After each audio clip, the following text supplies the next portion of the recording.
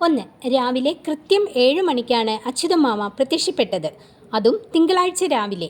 ഈ വാക്യങ്ങളിൽ കാണുന്ന അർത്ഥമെന്ത്? ഉത്തരം: മാധവനെ സംബന്ധിച്ച് ദിവസത്തിലെ ഏറ്റവും തിരക്കുള്ള സമയമാണത്. 2. മുജ്ജന്മ സുഹൃതങ്ങളിൽ നിന്ന് തുടങ്ങി പശ്ചാത്തല വർണ്ണന കഴിഞ്ഞ് രംഗമെല്ലാം കൊഴുക്കണം. അടിവരയിട്ട പദത്തിൻ്റെ അർത്ഥമെന്ത്? ഉത്തരം: പുണ്യം. 3. ചുവടെ ചേർത്തെഴുതിയ പദങ്ങളിൽ കൂട്ടത്തിൽ പെടാത്തത് ഏത്? വെട്ടുകിളി, പറ്റം, വെട്ടുകിളിപ്പറ്റം. തിര, ഒന്നടങ്ങി, തിരയൊന്നടങ്ങി. ഉത്സവ, പറമ്പ്, ഉത്സവപ്പറമ്പ്. പടിഞ്ഞാറ്റ, പുര, പടിഞ്ഞാറ്റപ്പുര.